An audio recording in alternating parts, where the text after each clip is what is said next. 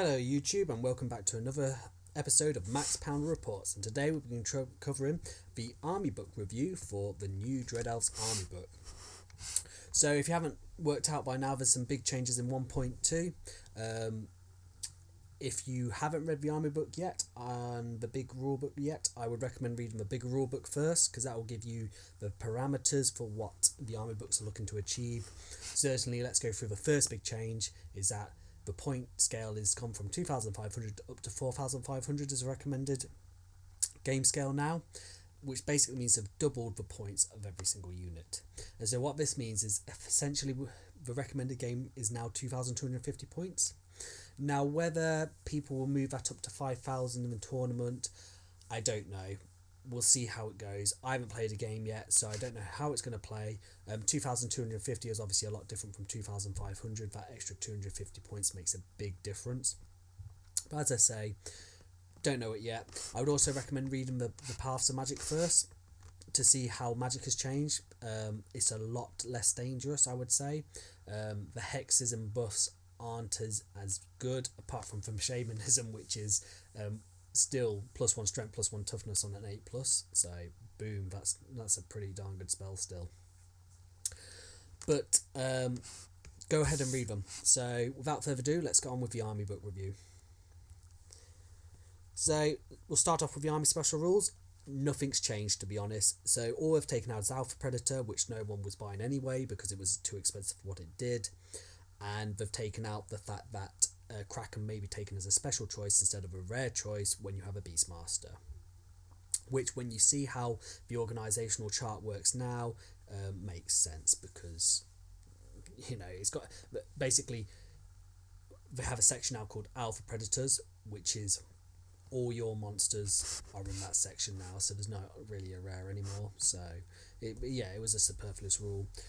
Would have liked to see Beastmaster actually affecting dragons still, but you know, is it that bad for a dragon to have hatred? Apparently so. So again, Beastmaster's still a good choice, and same with Fleetmark Commander, it's still a good choice. But I think the one thing people will still be disappointed with, and I'll say this now, is I think a lot of Dread Elves players will be disappointed with a lot of lack of changes in this.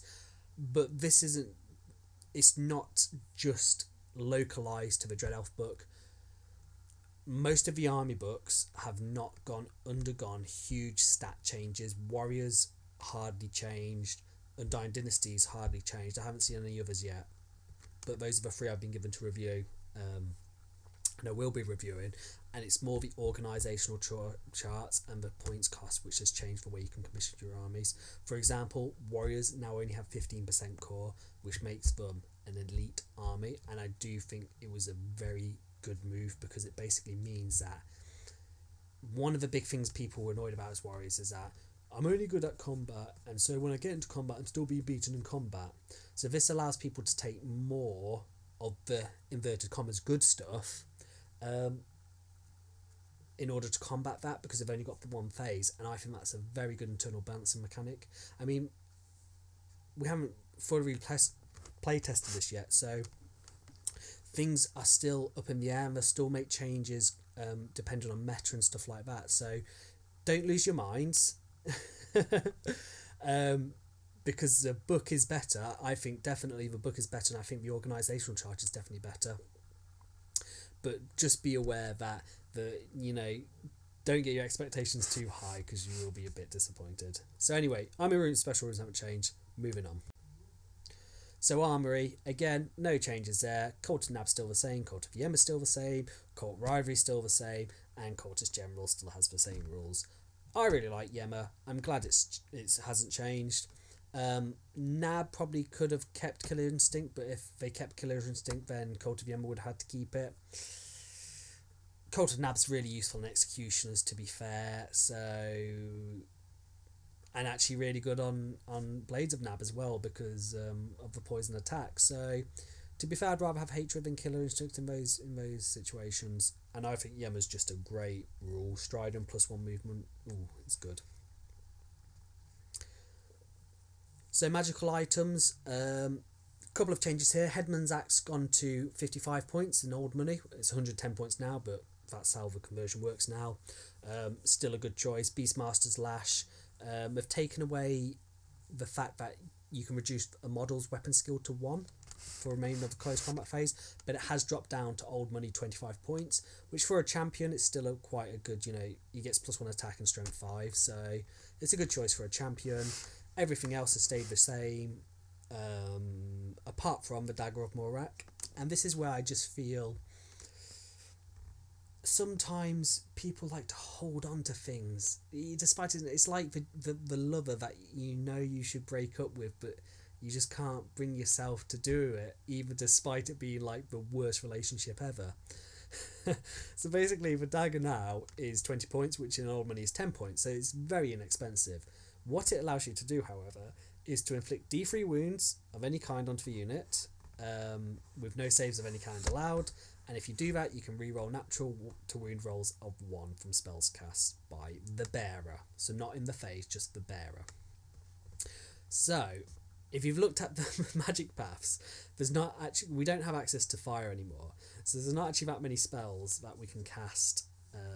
There's maybe like 2 or 3 magic missiles, so it's just not worth it. Like, unless you've got a bunker of the cheap Dread Legionnaires at 6 points a model, I just don't see it. And this is the thing about the Dagger Morak, they're desperately trying to balance it or trying to make it useful in some way. Just drop it and try and give us something else, or I don't know. Maybe this is me being a bit too critical, but if at 10 points, yeah, you might take it for the lols, haha, look, I'm killing my guys, but no one's going to stick that wizard in, like, even repeat auxiliaries at 10 points a model now. That's like almost 30 points for the chance of maybe doing 1 or 2 more wounds. Make it 1s or 2s. 1s or 2s, I think, yes, okay, that's fine, but rolls of 1, nah, no point. Wandering Familiar, they've just tightened up the rules. They've basically made it that the Familiar has a standard height, which is fine. They needed to put that in just to make clarification rules. Apart from that, everything's remained the same, which, to be fair, I think all the other items are good, so that's good to see. So we've got the army organisation now, so your characters are now max 35% for everyone, that's just them all included. Cores at least 25%, specials no limit. Heart piercers are basically anybody with a repeater crossbow, so for example, if you have repeater auxiliaries, they will be in core and in heart piercers. Impalers or anything with a big bow, it's only 15%, but to be honest, you can still fit in your 3 Dread Reapers. You just won't be able to fit in any hunting chariots, and to be fair, some people did, I guess this is probably a good time to talk about spam. So a lot of the army restrictions now will say like 0 to 3, 0 to 4 on these units, and certainly combine this with the percentages allows, a list must be built in a certain way because of that. And when we talk about spam, the rules team were very clear that there's a distinct difference between spam and just a lot of the same thing. So for example, if I took 3 units of 10 Corsairs, that is, inverted commas, spam, but it's not really, because it's not a combination of spam that makes it my army one-dimensional, or makes my army really strong in this one phase and is complemented by other stuff that makes that one phase really good. So for example, Sky Sloop spam, inverted commas, with Thunder, or Monster Mash spam that some armies just aren't going to deal with. So it's really stopping that, for one, the rock paper scissors mentality that happens with those spam lists, but still allows people to take multiples of the same unit. It's just stopping them taking multiples of the same unit combined with multiples of another same unit to make this, very, as Once Bitten says, an army list that plays itself, that you don't have to think about playing.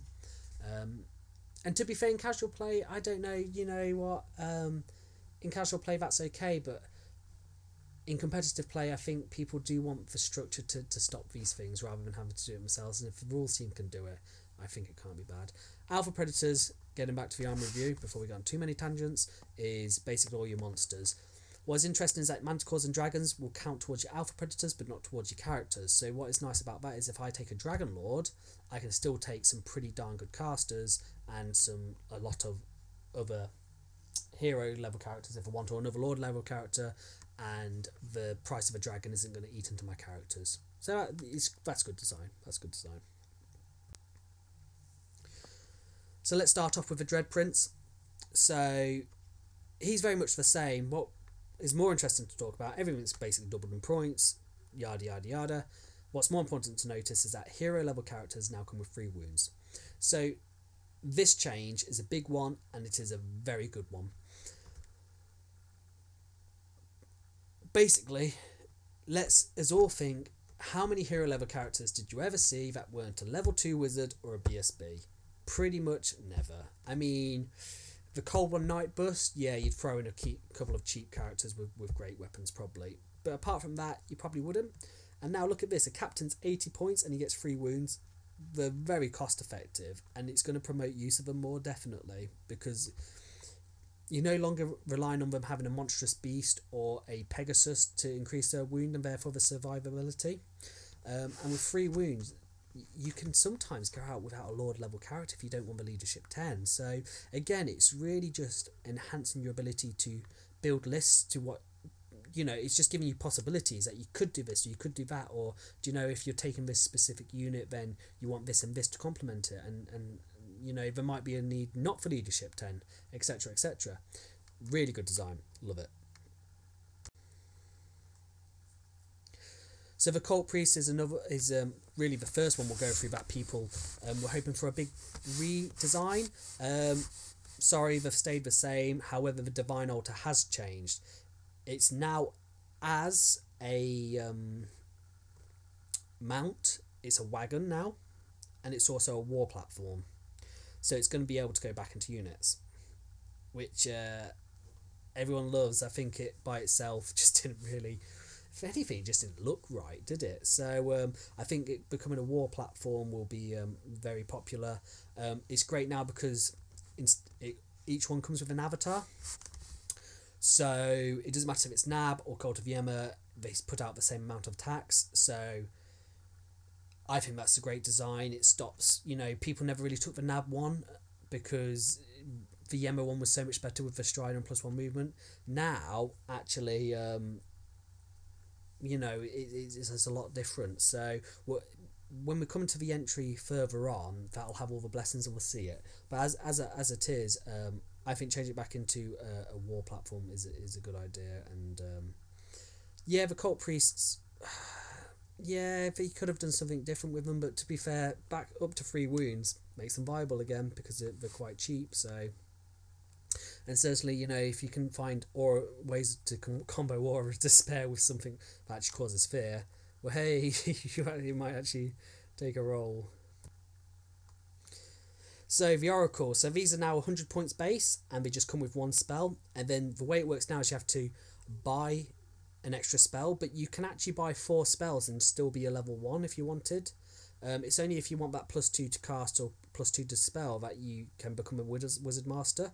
So again, really good, because if you decide, well, I want 3 spells, but I don't want +2 to cast, or you need to chop and change points, or, do you know, there's so much tactical ability, well, tactical flexibility there, and I think that's great. That's why we like this game, is that, you know, so many people can build so many different lists. I won't go through the magic now because there are so many, but basically we've got access to 5 paths: alchemy, cosmology, witchcraft, divination, and occultism. Occultism personally is my least favourite of the 5. Witchcraft is one of my favourite. I think it's very good. Divination again is the one that was leaked.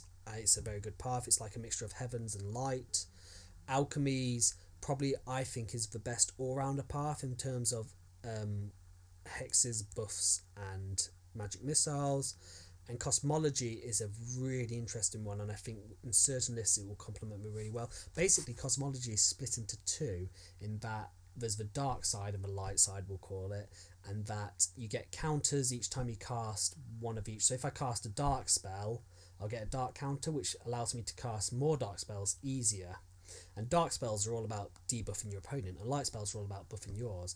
And yes, there are little buffs like +1 leadership, +/-1 leadership and stuff like that. But -1 leadership combined with fear is a -2 leadership debuff, and on something that relies on steadfast, things like that are really like game changing little things.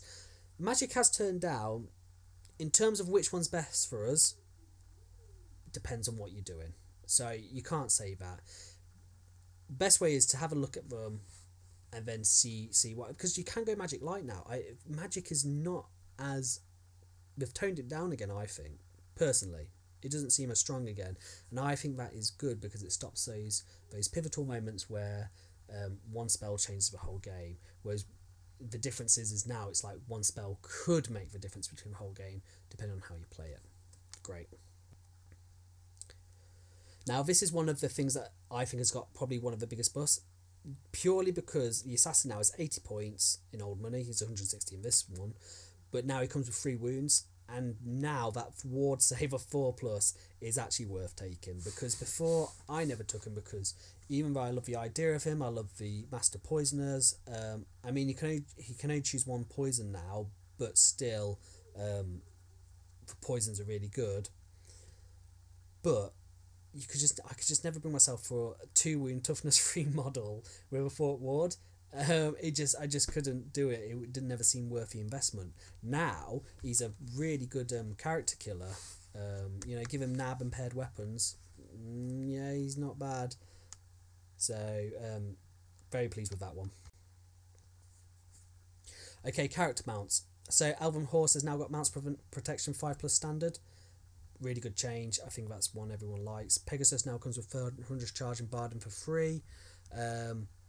I would have liked Barding optional still, personally, just because if you wanted to put a Yema Pegasus flyer with movement 9, you have the option there. But at the same time, I can see why they've done it. So it's good that the Elven Horse can still take light troops and mounts protection 6+ if your general is Yema. Again, it's tailoring towards that fast approach if you wanted.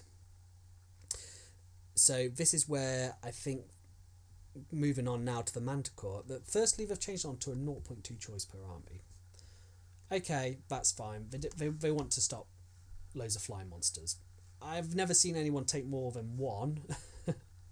I mean, I would be tempted to take 2 with a dragon, but 3 Manticores, they're not that good to take.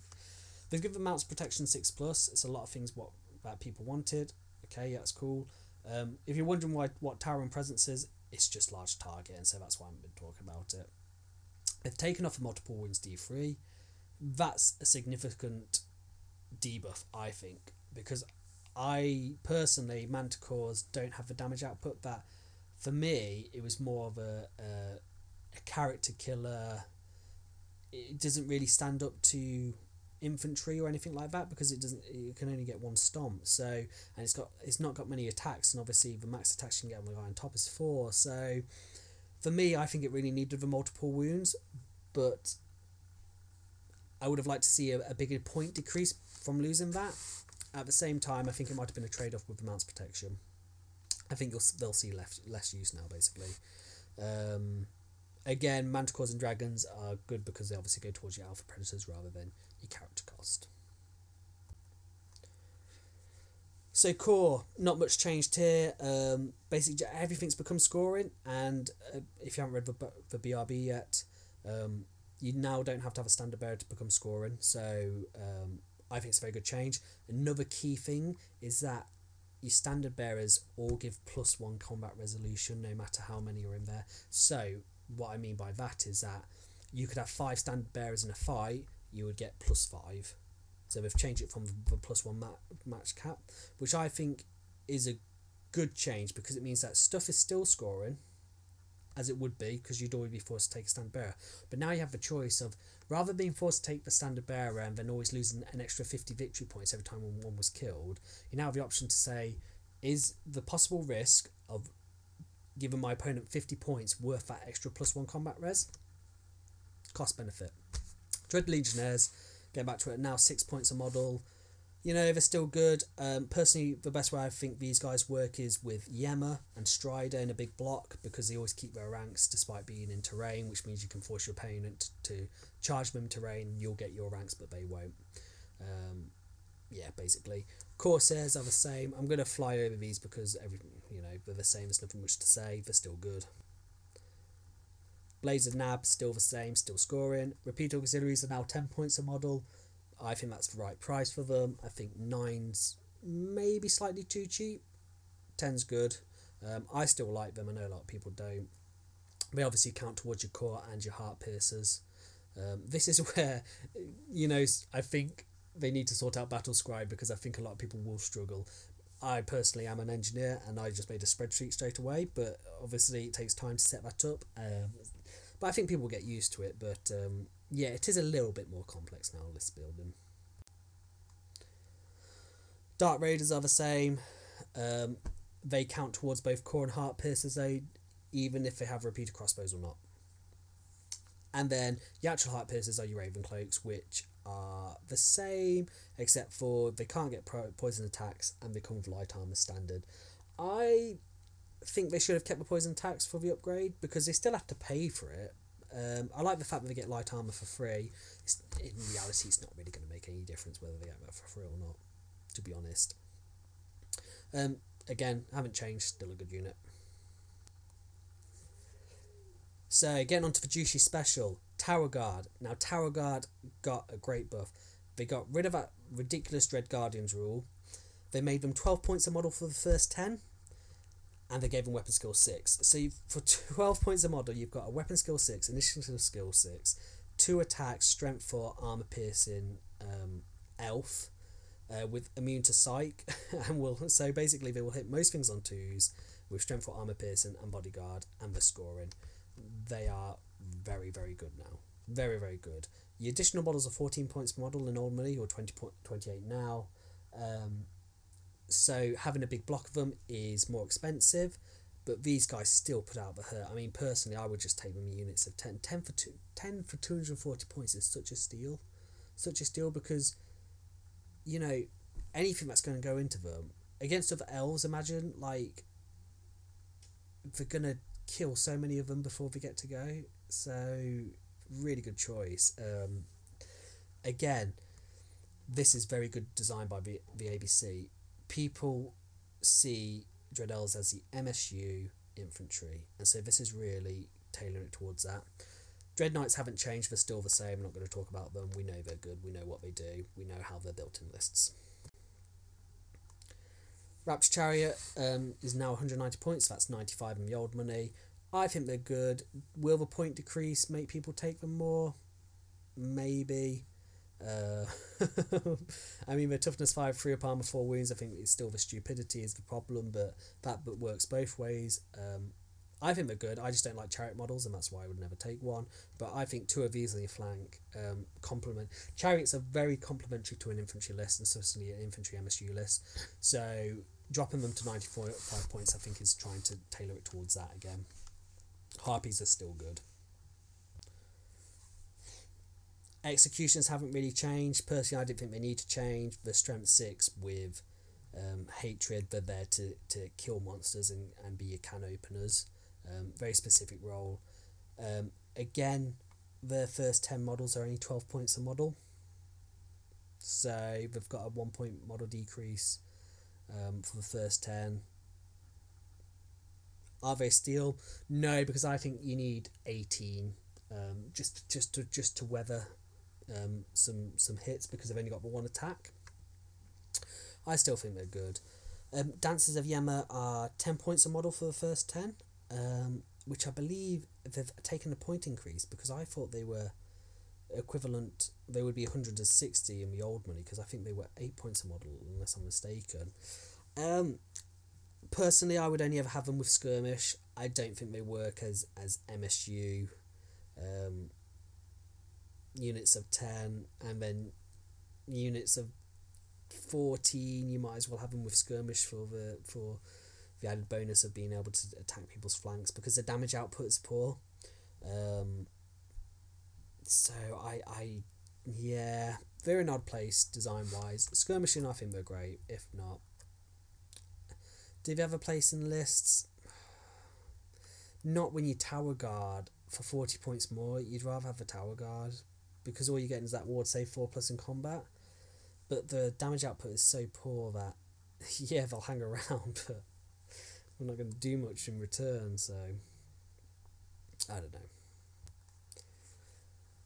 Now this is one that will upset a lot of people. The Medusa is now 130 points, or 65 in the old money, so it has taken a 5 point decrease, I believe. Personally, they're okay. They are good at killing other chaff. If you give them paired weapons, it puts them at a initiative 6 and 6 attacks at strength 4, weapon skill 5 with distracting, swift stride, and fear and stuff. So they're not bad. I don't think they're bad. It's just that I think their role is mixed up. So if I want a chaff clearer, you've got Dark Riders for that, and if you want good chaff, you've got Harpies for the same price. So it's just the fact that he doesn't really have a role. He does both those roles, I guess. So that's the only reason why I could see you taking them. Dark Acolytes are very much the same. Obviously the spells have changed, but don't worry, they've still got the equivalent of Doombolt, which you can actually boost to 2d6 from 6. So I love it. I love Doombolt. I love Dark Acolytes. I think units of 10 are great monster hunters, and hard to get rid of, more importantly. And you can still take 2 units of the army, so...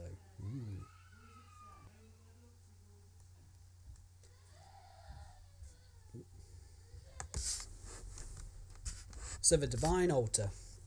So, as I've already said before, both of the versions get an Avatar of Gods now.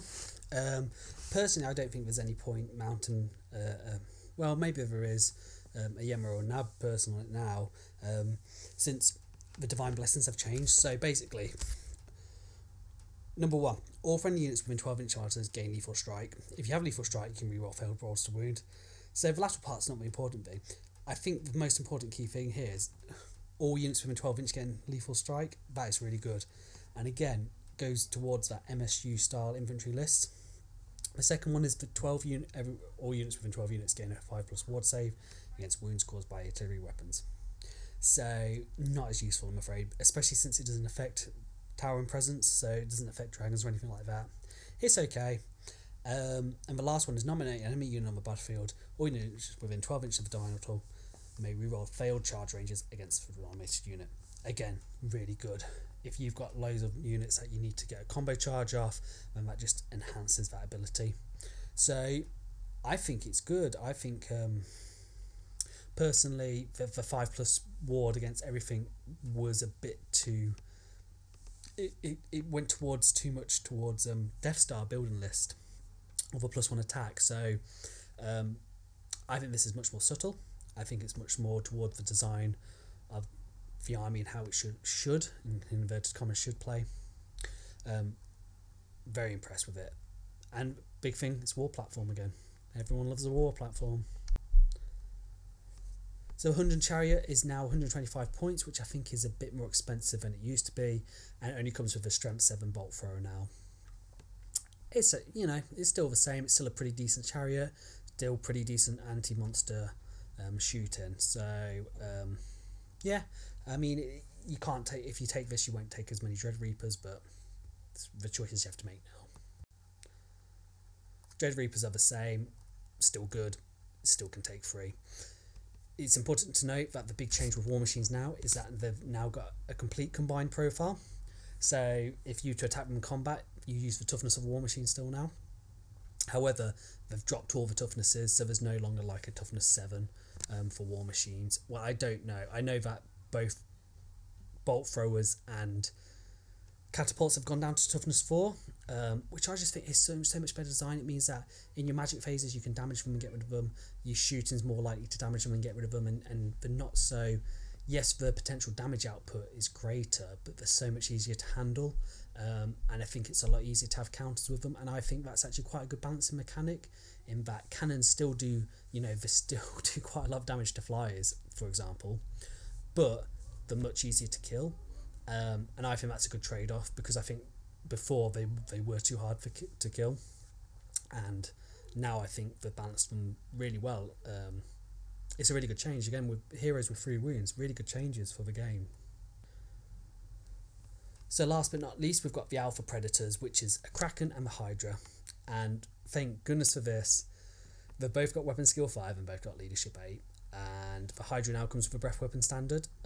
I think it's included in the costs. The Kraken is 180 points base now, and the Hydra is 220 in old money.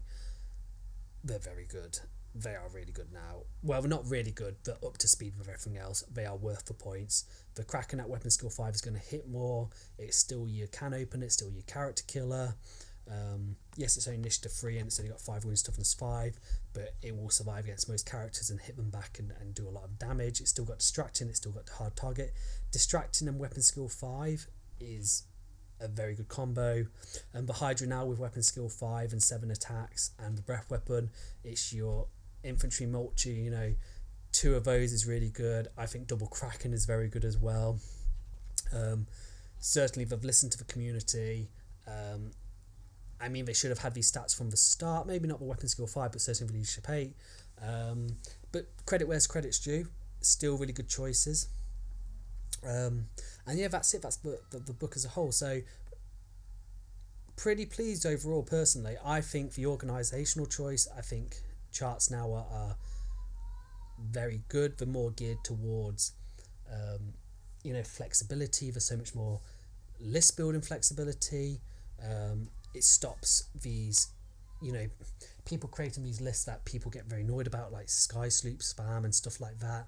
It's not possible now, and that's a good thing, and people have to, it forces people to think outside the box more, to play test more, and that's, you know, it's another point. I think a lot of people, certainly when I first read this, I was like, what is going on? This is absurd, like, what have they done?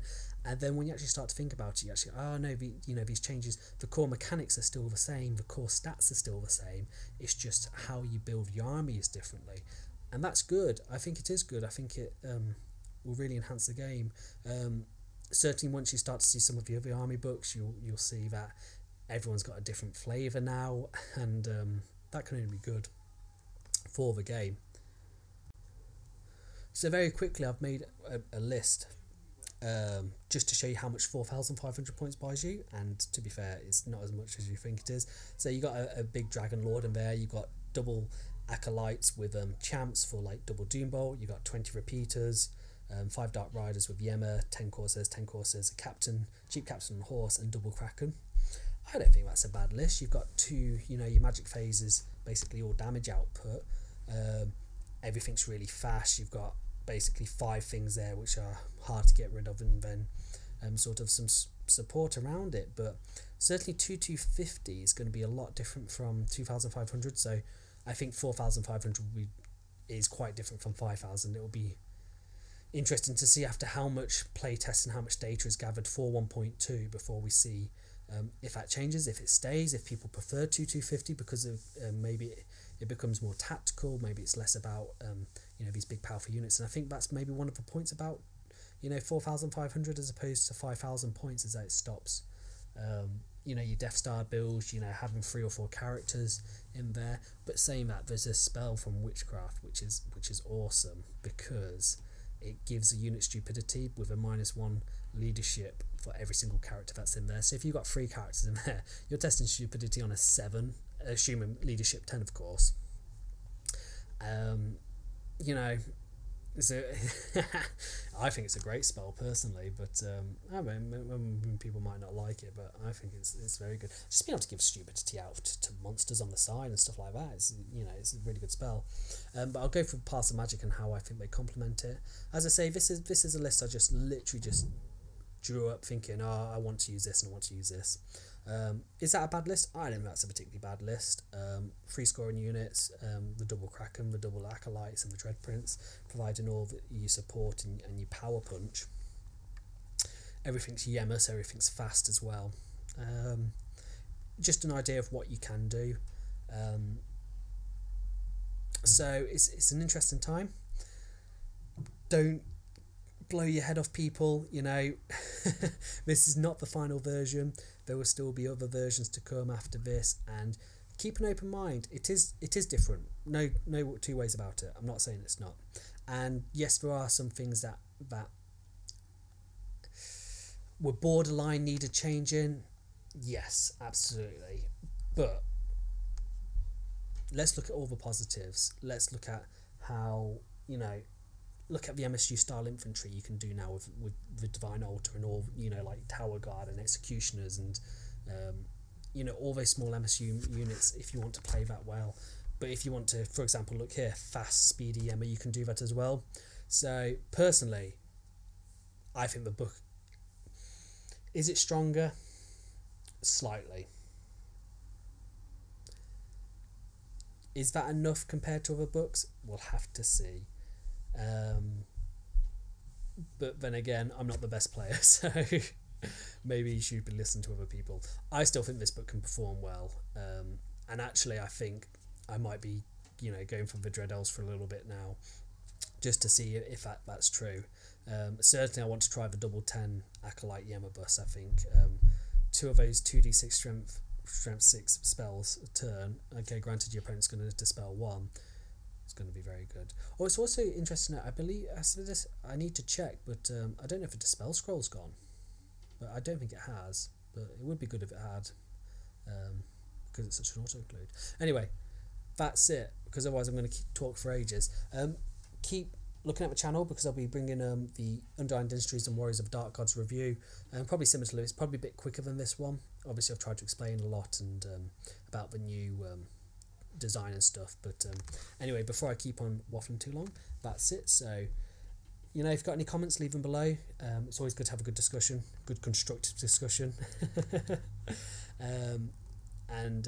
Yeah, great job by the team. So thumbs up for the rules team and everyone who's put effort into this, because they don't get paid. So let's all remember that they don't get paid and they try their best. And then it, you know, it's up to us as community to feedback and look at it. We've got leadership 8 on our monsters. Well, hey. Anyway, peace out, people. See you later. Bye.